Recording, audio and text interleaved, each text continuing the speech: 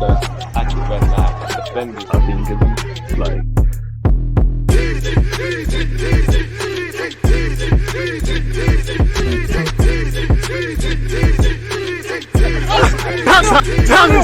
people deluded. I'm back again. Come on, Ian. Man. Come on.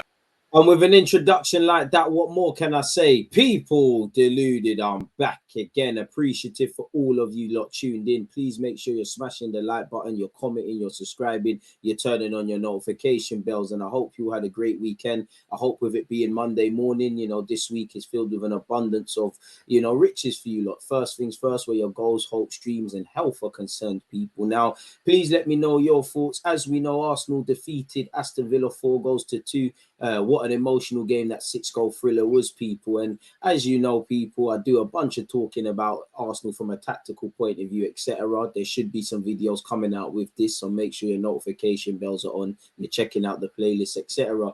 And obviously, we're nowhere near the transfer window being open, but we might as well humor ourselves, people. You've probably seen in the title Romeo Lavia, people. Romeo Lavia, forgive me for mispronunciations, the young Belgium lad. I can't lie, obviously, we all saw him at City in the youth academy, barely got a sniff there, doing well at Southampton. Now, I actually want Southampton to beat the drop, but if they don't, could that be an avenue for Arsenal to explore? Southampton are not going to let him go easily. Obviously, you look at Joe Shields, a fantastic, you know, first things first, a scout. Now he's got a fantastic role at Chelsea. Him and a number of people are responsible for Lavia rocking up from Anderlecht to Manchester City. Joe Shields went to Southampton. Is it a coincidence a bunch of players went to Southampton? Is it a coincidence Chelsea allegedly tried to buy Lavia? So, yeah, he's contracted until 2027. He's 19. Again, looking at it from an analytical point of view, people, he's been capped once by Belgium at under-21s level. Yeah, at under-21s level, he's played 14 times in the Premier League, has had a big injury, which kind of derailed his progress. If you look, remember, he started the season well, playing well against Chelsea, playing well against Man United, playing well last weekend, playing well against Spurs and Leeds. Leeds, another team he tried to buy him. He's only played 18 times for Southampton and he's 19 years of age. So there's a lot he needs to improve on and things like that. But, you know, I don't see much difference between his potential and Moses Caicedo of Brighton's. And I know Southampton will probably charge a premium, but I don't think it'll cost as much as Moses did. And I do think it's a bit techie because City have a buyback clause and there's probably sell-on fees and red tapes. But, you know, for me, Lavia's got the right physical qualities, the right technical qualities, you know, can play in tight spaces, backs himself receiving the ball off the centre halves, and he's got scope to grow and he ties in with our project. Of course, I would like a more experienced player to come into the club as well, but I think Lavia's right up our street, really. And, you know, again, there are a bunch of targets. You know, I'd love Manu Kone of Gladbach as well. The dream would be Jude Bellingham / Declan Rice. Whether that's able to happen is another thing. The dream is free. The Arsenal sold separately. But, you know, Lavia, you know, I know it's a bit left and we've got a couple of experienced players, but if you could get Gundogan, I would not mind that at all. Big fan of Ruben Neves, would love Zubimendi at the carpet. Obviously, a bit left, but, you know, if Chelsea are going to keep selling us players and they want to sell Kovacic, I'm having Kovacic, to be honest with you, at Arsenal Football Club. You know, I wouldn't even mind Telemans. Of course, you couldn't buy them all, people. But it is what it is in that regards. Let's see what the transfer rumours are saying things, but and them things there, people. But yeah, man, Lavia would be lit for us, people. As I said, he's barely scratching the surface of his potential and he's still learning to play at the senior level. There's probably a bag of rough edges he needs to polish, but you either buy these players now or wait till they're polished and they cost a premium, which Lavia still would cost a premium. As I said, played 18 times for Southampton, 14 times in the Premier League, has had a couple of, you know, kept out with a hamstring injury for what's that, 3, 6, 7 odd weeks, people. But since then, he's been doing well. Collectively, Southampton, even our boy Ainsley Maitland-Niles played very well at Stamford Bridge in Southampton's defeat of the London Cowboys. So yeah, for what it's worth, Kevin De Bruyne, you know, bigged him up a few weeks ago, people. He said he, in brackets, Lavia, is very good. He's been training with us since the end of last year. Obviously, this was when he was at City. If he continues his development, I think he'll be a top player, and I think so too, man. Obviously, the last Belgian centre mid we got that had history of Anderlecht, we got a bit Bandulu. Hopefully, Lokonga can return to Arsenal with Patrick Vieira's help, looking like a decent player for us, people. But yeah, I wouldn't mind Lavia at the carpet.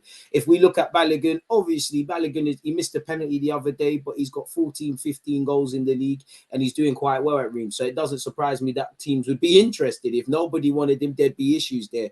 We need to probably tie him down, contracted until 2025. Within the next 12 to 18 months, we need to make a decision whether that's tying him down to a new deal, integrating him in the first team, going back on loan again, or just furthermore, just strengthening our hand to sell him, really. I don't think there's any right or wrong decision at this moment in time, because you could sell Balogun and he never really has a season like that or develops significantly and it's money well spent. You could sell him too early because he's in his early 20s. Strikers do peak a lot later. It'll be interesting to see what we do with, you know, Eddie Nketiah. Obviously, Gabriel Jesus is here for the foreseeable future, and Balogun, and probably a next striker, because we probably need a striker of a higher caliber, respectfully, at this moment in time, to Balogun and Eddie Nketiah with the Champions League, and maybe someone with a different profile. But I would like to see Balogun get an opportunity. Still think his general play needs to improve, but his pressing is developing. He's getting more confident. He's getting more confident. He's getting more consistent. He's getting more competence in his role. He's where he should be in terms of his development. So it's no surprise that half the Premier League could bid for Arsenal sensation Balogun. Now, obviously, strikers are in high demand. Various clubs are probably monitoring the man's progress. Arsenal expected to be deluged, I've never heard that word before, forgive me, with offers for loan sensation Balogun this summer, sources have told Football Insider. Pardon me, the 21-year-old has emerged as a prize asset at the Londoners after a goal-drenched Liga campaign with Rennes this season. He has now 16 league goals from 22 matches this season to put him above PSG superstars Mbappe, Messi, and Neymar. Now, it probably won't end like that, but you are doing all right if you're outscoring them, or maybe they're not doing anything. Arsenal are in no doubt about the England under-21's potential and believe he has the potential to be a first team, I think it means start at the club, even though he's only made 2 starts in the red and white among 10 appearances. To be fair, them starts came last season when we was all over the place, when we played Brentford away from home, etc., etc. The club have not made a decision on Balogun's plans for next season, sources say, and will not do so for months, because again, obviously, Arteta and the loan manager, they're obviously seeing what he's done well, what he's done bad, how he shapes up, and they're probably more leaning towards one side of what they want to do. But it's too early to make a decision on what you're doing with him. And, you know, for Balogun, he set down a marker. You've got 15 league goals. Again, he's a 21-year-old, and you need to add consistency, and it's easier said than done. But for him now, there's going to be expectation. Whether you're at Arsenal, obviously adjusted to the minutes you play, but whether you're at Arsenal next season or you go on loan, can you do this again? He's built on the progress at Middlesbrough, which was a tested loan spell. He's doing well at Reims. Can you build on that now? Can you prove this is not an anomaly? Can you prove this is the minimum? And also on top of goals, you know, with a Mikel Arteta system, the pressing, the general play, the dropping deep, the kind of sacrificing yourself for the greater good of the team up front to a certain degree is something you need to do. Really, you probably would have got minutes with only Eddie Nketiah up front, but he's away from Arsenal's situation. He's playing. I think it's been a great loan spell, and it was a great decision not to bring him back in Jan, because God forbid, you know, well, not even God forbid, but if Jesus comes back, then he's coaching on the bench, really, isn't it? Really. But the prospect of another loan has not been totally ruled out by the club's hierarchy, despite growing calls from supporters for the rising star to be a key member of the first team squad next season. One source said Arsenal expect half the Premier League to be bidding for Balogun this summer, with a return overseas for the youngster deemed less of a possibility. It'd be nice to see him cut his teeth in the Premier League. The Premier League giants are convinced Balogun's value will rocket during the coming months, especially if he continues to dazzle in France. He's regarded by club chiefs as capable of being a 50 million plus star of the near future if he continues the progress expected, which is good. I wouldn't know how much Eddie Nketiah is worth, but Eddie signed a new deal. Balogun probably going to get a new deal on top of recently signing one. If these guys develop and become key of Arsenal, great. But if you sell them and get players of a higher caliber, and that just goes for other players, you know, if we could learn the lessons from when we could have got 20 odd million for Ainsley Maitland-Niles, reinvest, that could give Arteta a bit more money to maybe overcommit to getting these creme de la creme targets that we typically have been failing for, our key targets when it's come down to certain monies, people. So we'll have to see. Once again, increasing the pressure, freeway tussle to sign Arsenal player, low valuation suggested. This is further talking about Balogun, people. AC Milan and Inter have been credited with interest, people. Allegedly, AC Milan, Villarreal, and Marseille are all looking at him, people. And Marseille did well with Saliba on loan. Maybe he could return to France. Maybe a trip to Spain, which is a stronger league, in my opinion, than France. It definitely, when it comes to the ability to score goals, would be good. And if he could go on loan to the Premier League, I'd be all for that, because Arsenal should be in the champs next season. We'll have to see what's going on there, people. Apparently, you know, this journalist suggests there's already a lot of competition for Milan to sign the Arsenal man in the next window. Marseille and Villarreal once again are suggested. Once again, Balogun is contracted until 2025. Disselli's valuation is around 20 million, which is probably a bit low. We've still got a bit while. Hopefully there's an option to extend his deal by a further year. What is this, people? Well, on the 20th of February, which is today, Arsenal and Aston Villa have been credited with interest in Victor Guimaraes' Ibrahim Abamba. There was rumours recently this week that Villa could buy him and send him back on loan to his current employers for another year, people. And he was previously linked with us in January, to the point where his agents were in London and everyone was getting in a frenzy, people. Once again, he's contracted until 2026. He's young, he's versatile, able to play centre half as well as defensive mid. So it's clear to see better yet why he might be highly regarded at Arsenal. But we'll have to see how that one develops, people. His agent obviously denied that he met with Arsenal in January, so we'll have to see where the Italy international's future lies. Once again, Newcastle are closely monitoring Arsenal star Kieran Tierney. I don't know where I stand on that. If there's no, we bought him for 25 million. If you sell him for 30, Celtic have a sell-on clause. It don't really make sense. And Newcastle aren't necessarily an immediate threat of Arsenal's, but they are, and they're developing with their new owners. So does it make sense to sell them players definitely on the cheap? I'm not too sure. And unless Tierney forces his way out, considering he was a key member and still is a key member of our squad, it's a squad game, you know, and was seen as one of the captains and all of them things. Naturally, the systems evolve. Zinchenko is better progressively than him, not defensively, and you can see why you need both.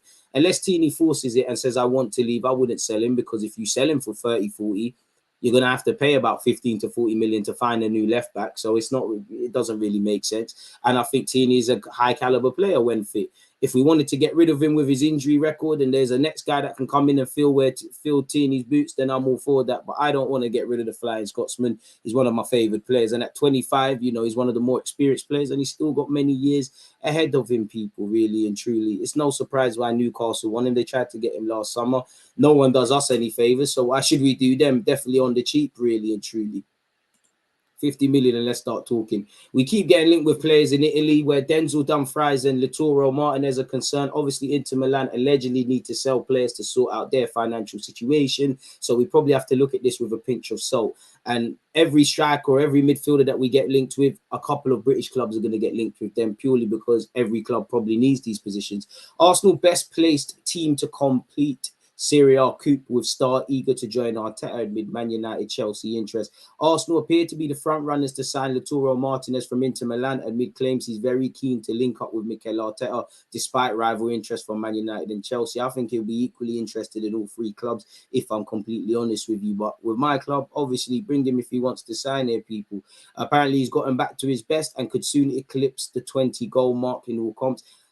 I like him, I'll take him, but he seems a bit like a supporting act, if I'm honest. Really seems like he needs someone to bounce off of when he plays up top, but he's a good player.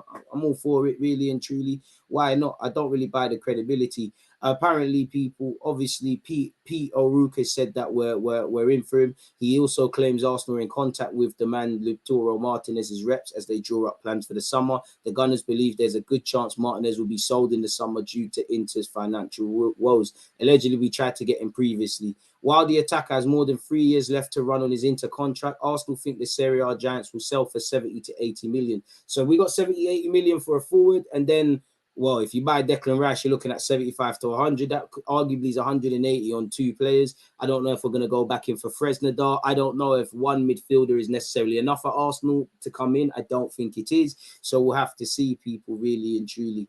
Allegedly, for what it's worth, he's hoping to join, but the dream is free. The hustle is sold separately, people. And again, you know, Declan Rice, they're saying 70 to 80. Some people say 100 million. And again, West Ham are not going to be in a rush to sell Declan Rice. They're probably going to try and delay and provoke a bidding war between Arsenal, Chelsea, Manchester United, and anyone else that's pockets are able to stretch that far. So we'll have to see. Romano says Arsenal are regularly sending scouts to watch Ivan Fresnadar. Apparently, we wanted him in Jan. Didn't happen, did it? He has told Court Offside that Arsenal continue to regularly scout Ivan Fresnadar after being heavily linked with the Real Valladolid starlet in the January transfer window, people. He was also linked with obviously joining Borussia Dortmund. Apparently, both clubs have apparently agreed a £13 million fee with his club, people. So if we do like him and we are scouting him, we've also been linked with Dumfries. Maybe that tells you that we are looking at a right back. Romano said, despite reports to the contrary at the moment, I'm not aware of any negotiations between Arsenal and Inter for Dumfries. They're exploring right back options, and Ivan Fresnadar remains appreciated. They're sending scouts regularly to watch him, but Dumfries has a completely different value for Inter, and at the moment his situation is still quiet, people. So there you have it. Gundogan, apparently, Man City are apparently, not really keen to give him a 2-year extension. Naturally, he's going to be linked with Arsenal. Now, I would like someone with a bit of more longevity. I do like the way Jorginho's played and what he adds to the squad, and the fact that Mikel wanted him. Xhaka has been a good player for us, lost his form recently. Partey, when fit's a quality. El Nene, when fit, there's a role for him. If you add in Gundogan, there's about 5 men that are on the wrong side of 30 or approaching that really, and haven't really got the longevity in the center of the part that we have in our defensive ranks, and obviously in the final third. I would want someone younger, but Gundogan's a very, very good player, and he's got a lot to offer. My worry as to why it wouldn't happen: if you've achieved all you can at Man City at 32 years of age, would you really want to join a youthful project at Arsenal? I'm not knocking it. You know what Arteta's on. You know what Arsenal's doing. The Premier League, you could get wages, but if it takes 2-3 years for Arsenal to reach where they need to be, that's great for if you're in your early 20s. His career is done there, really. So I would love Gundogan if it could happen, innit? I've loved him since his days at Dortmund. He's got interest from Spain. I reckon he ends up in Spain personally or goes back to Germany, but I'm all for bringing Gundogan. What's happened here? Some of you may want Marcus Thuram at the club. The director of Gladbach has said we have to accept that there are bigger clubs where Marcus might go. Fabrizio Romano has said Thuram has proposals from England, Italy, and Spain after Chelsea interest in January. Barcelona confident about signing teenage Arsenal striker target in the summer. Barcelona have already kickstarted their preparations for the season ahead. One of the players they have been pursuing ahead of the new season is Victor Ruge, the Atletico Paranaense forward, who is regarded as one of the most talented players to come out of Brazil since Hendrick. Hendrick hasn't even technically got out of there, but it would work, people. Apparently Barca are the front runners. Some say Arsenal and some say Edu has contacted his agent, and we'll have to see. He's a very good player. Again, PSG, Arsenal, and Chelsea are all interested. He's not able to move to Europe until 18. He turns 18 later this month, so he could complete a move in the summer if that was to come to pass. We've also been linked with another young striker. Allegedly, Arsenal and Tottenham are interested in Wahi from Montpellier, with the 20-year-old striker starring at Montpellier this season, people. He's hit 8 goals in 21 Liga games this season, people. So we'll have to see how this happens. And he got 10 last season, so he's on course, provided he keeps it up to better last season. We are looking at strikers, so it wouldn't surprise me to be looking at strikers of very different ages, profiles, etc., people. What's this? Arsenal deal in jeopardy as price rockets and Barca plot talks with family. This is probably once again in relation to Victor Ruge, people. Apparently, Arsenal's deal for the Brazilian wonder kid is in jeopardy as his price has rocketed, while Barcelona are planning talks with his family. The Gunners are said to be in the frame to land the 17-year-old. So we'll have to see, man. I said it before. I think he goes Barca for what it's worth. But apparently, Arsenal have started exploratory talks to find out whether a move for Ruge would be possible. But according to Mondo Deportivo, his agent Andre Curie has already met with Barcelona's director of football and sporting director. Couldn't begrudge the Brazilian for wanting to sign for Barca. You'd imagine Barca need to beat Real Madrid to sign in these young Brazilians. They lost out on Rodrigo, who come out and said he had an agreement with Barca, Vinicius Jr., and there's probably a couple of names I'm missing out. West Ham tried to buy this lad in January. For what it's worth, Arsenal, Barcelona, Chelsea, West Ham, and PSG were all interested in signing Ruge before his goal-scoring endeavours for his country. Inter Milan, AC Milan, Torino, and Atletico Madrid are also involved. There's already a race for Victor Rourke, says the president of his current employees. Of course, they're going to say that. We already received calls and offers, but they have not reached what we requested. And the European club that ultimately signs him could be forced to fork up to 35.5 million for the youngster, as per Mundo Deportivo, people. And he only really got into the team last April. So we'll have to see. And, you know, again, Perenese signed him for 3.8 million and they stand to make a healthy profit. I mean, Edu, go and get it done, innit? Apparently, West Ham have made a surprise move for West Ham and for Manchester United and Arsenal target Milinkovic-Savic, who also is contracted until 2024, people. We'll have to see how that one is going. Yesterday, you saw we was linked with Locatelli. Juventus are now willing to sell Locatelli to Arsenal. Aren't they going to let Rabiot go for free once again? Juventus are struggling financially. After making a big song and dance about joining Juventus, I'm not sure Locatelli would want to leave anytime soon.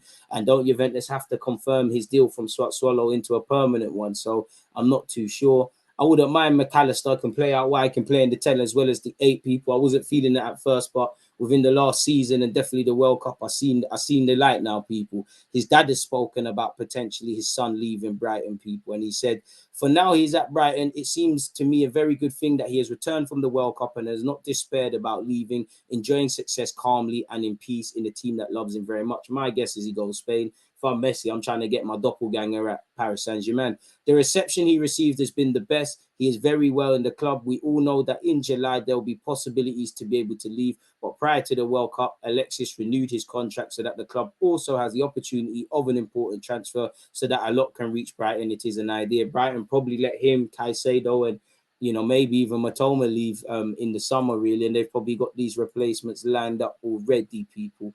Seeing Goal.com, allegedly the Gunners are favourites to sign Dutch defenders. You can see Dumfries there.